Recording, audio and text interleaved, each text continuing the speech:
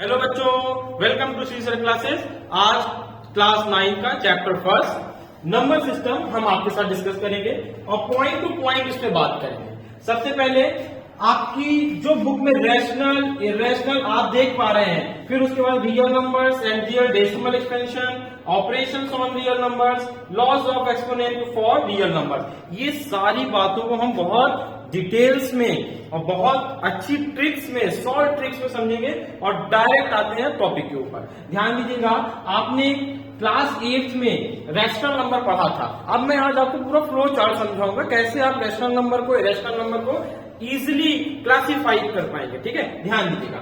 अगर हम बात करें तो हम सब लोगों ने पढ़ा है रियल लाइन, ठीक है, या हम इसी को बोल सकते हैं रियल नंबर्स ना, इसके बारे में सब जानते हैं। अगर हम रियल नंबर्स को दो पार्ट में डिवाइड करें, कौन कौन से दो पार्ट होंगे बेटा? दो पार्ट आपका होगा, एक होगा रैशनल और एक पार्ट कौन सा होगा? इरेशनल। इसके बारे में सब लोग जानते हैं ना, रैशनल और इरेशनल। अब देखो, हम सारी बातें आपको समझा देंगे बहुत शॉर्ट में, आपको पूरा क्लियर रहेगा। रैशनल को फिर अगर हम दो पार्ट में, फिर से अगर हम इसको दो पार्ट में वो करें, ध्यान दीजिएगा, दो पार्ट में रैशनल को भी जो है हम क्या करेंगे, वो क्लासिफाई करेंगे। ध्यान दीजिए, तो रैशनल किस में जाएगा? एक पार्ट में जाएगा, किसमें? फ्रैक्शंस में। दूसरा पार्ट आपका जाएगा किसमें? इंटीजर्स में। ओके, और फिर इंटीजर्स का भी अगर दो पार्ट करें तो ये किस में जाएगा? एक पार्ट आपका जाएगा नेगेटिव नंबर्स में, या आप इसको नेगेटिव इंटीजर बोल दीजिए, ठीक है, और दूसरा पार्ट आपका जाएगा होल नंबर में। इतना आपको अच्छे से क्लियर होगा। और होल नंबर फिर आपको पता है, इसमें दो चीजें, एक जीरो और दूसरा नेचुरल नंबर। हम बिल्कुल बेसिक से स्टार्ट कर रहे हैं आपके लिए, जीरो से। जहां से बोलते हैं ना कि हम जीरो से स्टार्ट कर रहे हैं, तो हम वाकई जीरो से स्टार्ट कर रहे हैं और आपको पूरा क्लियर होगा। तो आप ध्यान रखिए, जीरो और नेचुरल नंबर। अब नेचुरल नंबर का मतलब क्या है? जो नेचर से मिलता है ना, जो गॉड गिफ्टेड हो सकता है। जैसे हमें काउंटिंग नंबर मिले हैं 1 2 3 4 5 6 8 9, और फिर जीरो इसमें था नहीं। जब जीरो नहीं था, जो जीरो को छोड़ के सारे नंबर हमारे पास जितने थे वो क्या है? सारे के सारे नेचुरल हैं। ठीक है, तो हम डिफिनीशन भी इसकी सारी नोट करेंगे, देखना पूरा समझने के बाद। तो जीरो को जब आप नेचुरल नंबर में मिलाओगे तब वो क्या बन जाएगा बेटा? होल नंबर बन जाएगा। और होल नंबर जीरो को मिला लिया आपने नेचुरल के साथ, तो अब ये पूरा का पूरा बॉक्स क्या बन गया?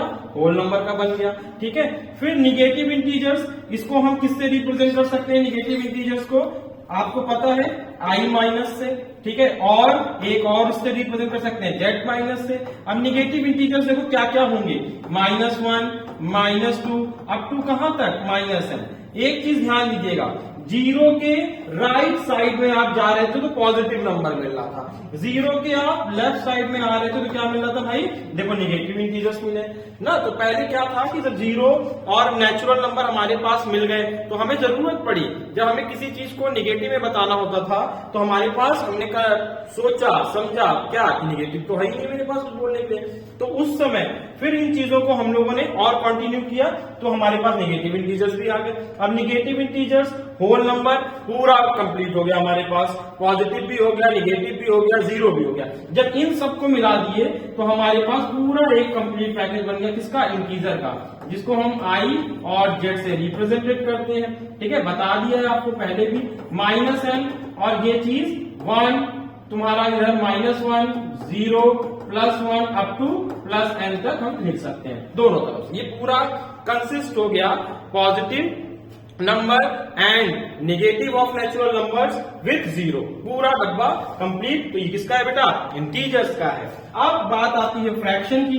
तो अगर ऐसी होल क्वांटिटी, जो भी पूरी क्वांटिटी हो, वो पूरा का पूरा कंप्लीट ना हो ना, कोई भी होल क्वांटिटी हो वो इनकम्प्लीट हो। अब जैसे मान लो तुम्हारे सामने एक ये पिज्जा रखा हुआ है, अब इसमें कितने स्लाइस हैं? 3 स्लाइस हैं। अब ये पूरा जब तक रहेगा तो ये 1 है, तब तक ये फ्रैक्शन नहीं। अब जैसे ही तुम इसमें से ये एक पार्ट निकाला तो आपने पिज्जा का थर्ड पार्ट टच कर दिया, तब ये क्या हो गया? 1/3। तो अब ये देखो फ्रैक्शन में आ गया। अब ये फ्रैक्शन जो आपका है और ये जो आपका इंटीजर है वो मिलकर क्या बना रहा है बेटा, रैशनल नंबर बनाएगा। देखो रैशनल की बात हम लोगों ने स्टार्ट की थी, पूरा आगे बहुत जानना जरूरी है। तो हमें फ्रैक्शन की मदद से हमें एक फॉर्म मिला, एक तरीका मिला रैशनल नंबर को लिखने का। फिर इंटीजर की मदद से क्या मिलेगा, जो p और q है वो हमारे सारे क्या हो जाएंगे, इंटीजर हो जाएंगे। और हमने एक कंडीशन लगा दी कि q जो है वो 0 के इक्वल नहीं होगा। फिर हम इसमें एक लाइन और परफेक्टली बोलते हैं, p एंड q आर को प्राइम्स। ये जो आपका है ये बड़ा काम की चीज है, इससे जो है आप बहुत सारी चीजें भी आगे प्रूफ करेंगे इरेशनल में, जो आपको अब 9th का टॉपिक पढ़ना है। तो रैशनल समझ में आ गया होगा मेरे ख्याल से पूरा, कि ये पूरा टॉपिक हम एक टॉपिक बोले तो डिस्कस करेंगे। तो हमने रैशनल के बारे में बताया ये क्या है।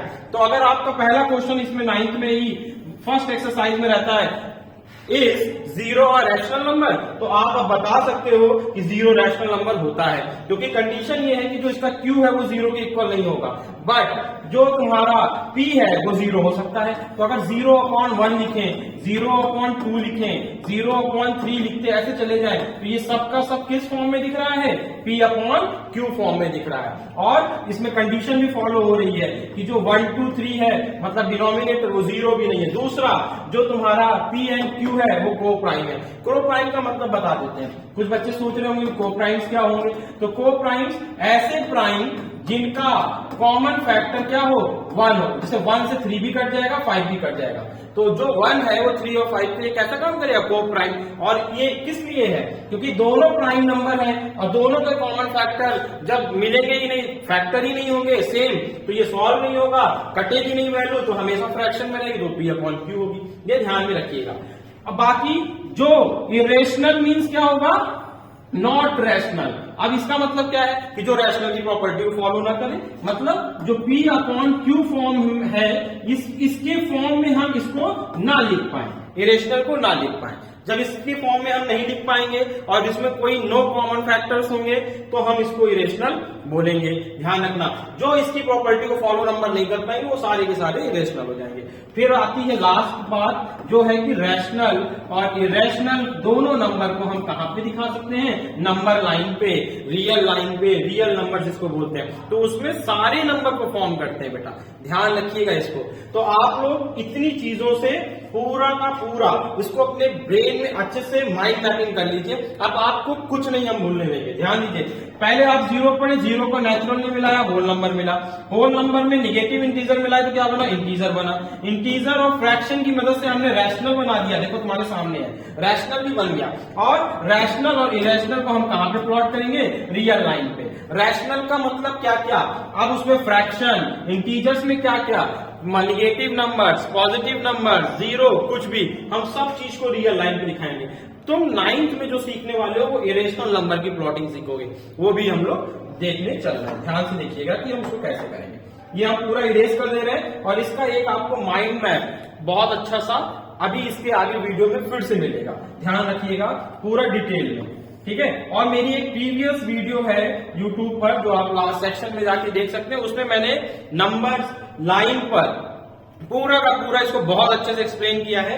होपफुली आपको वहां मदद मिल जाएगी। इसमें मैंने लास्ट वीडियो में इसको वहां पे पूरा एक्सप्लेन है और मैंने इसमें आपको ये समझा दिया इन शॉर्ट क्लास 9th के लिए। ये पूरा 8th का था। आप ध्यान दीजिएगा, जब आप रैशनल नंबर समझ चुके हैं, ये रैशनल नंबर आप अभी को हमने पूरा पूरा आपको दिखाया, दोनों चीजें समझनी है। अब बात आती है, तीसरा पॉइंट आपका है क्या, real numbers and their decimal expansion. इसके बारे में बात कर लेते हैं। तो डेसिमल एक्सपेंशन जो होता है वो क्या होता है, ध्यान से देखिएगा। डेसिमल एक्सपेंशन क्या होता है, तो डेसिमल एक्सपेंशन के भी 2 पार्ट होंगे बेटा। कौन कौन से 2 पार्ट होंगे, एक पार्ट होगा टर्मिनेटिंग, ठीक है, पहला पार्ट क्या हो गया, टर्मिनेटिंग। दूसरा पार्ट क्या होगा बेटा, नॉन टर्मिनेटिंग होगा। अब इसमें क्या समझना है वो ध्यान से देखिएगा। Terminating, non terminating. टर्मिनेटिंग का मतलब क्या होगा, टर्मिनेटिंग का मतलब जब कोई नंबर किसी नंबर से पूरी तरीके से कट जाए, रिमाइंडर 0 आ जाए। तो देखो 2 2 4 पूरा कट गया, रिमाइंडर 0 आ गया। बट ऐसे नंबर के साथ साथ कुछ नंबर ऐसे भी होते हैं जो पूरी तरीके से कट जाते हैं, बट आफ्टर डेसिमल, डेसिमल के कुछ पॉइंट के बाद कट जाते हैं। जैसे हम किस नंबर को ले सकते हैं, अगर आप सोच के देखें तो हम इसमें एक नंबर आप ये ले लीजिए 5।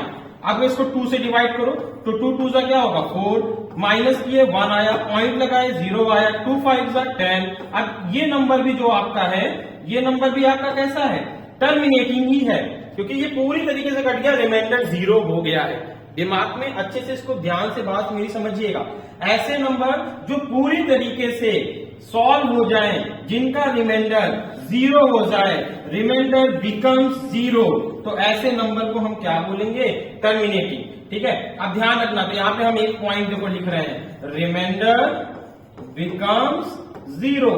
ठीक है, इसको दिमाग में फिट कर लेना, तो अब तुमको कोई कंफ्यूजन ही नहीं है, तुमको हमने मीनिंग क्लियर कर दी कि टर्मिनेटिंग का मतलब क्या है, remainder becomes 0। Non terminating, remainder जो इसका रिमाइंडर होगा नेवर बिकम्स 0। अब इसमें क्या बताया गया आपको कि इसका जो रिमाइंडर है वो कभी 0 नहीं होगा। ठीक है, आप ध्यान से देखिएगा। ठीक, अब टर्मिनेटिंग में जो है 2 पार्ट फिर से निकलेंगे। कौन कौन से निकलेंगे, नॉन टर्मिनेटिंग में 2 पार्ट निकलेगा। एक पार्ट आपका होगा रिकरिंग, आपका एक पार्ट होगा रिकरिंग, या आप इसको बोल सकते हैं रिपीटिंग, जो आपको अच्छा लगे, इसलिए मैंने दोनों तरीका लिख दिया कि आपको याद रहे। दूसरा पार्ट होगा नॉन रिकरिंग। ठीक है, क्या होगा बेटा, नॉन रिकरिंग होगा, या आप इसी को बोल सकते हैं नॉन रिपीटिंग, जो तुमको अच्छा लगे वो बोल लेना। अब ये कैसे डेसिमल एक्सपेंशन होते हैं, इसके बारे में हम आपको जानना है नेक्स्ट वीडियो में, क्योंकि ये वीडियो बहुत लंबी नहीं तो हो जाएगी। ओके, तो ध्यान रखिएगा, ये आपको सेकंड पार्ट में मिलेगा। थैंक यू बच्चों।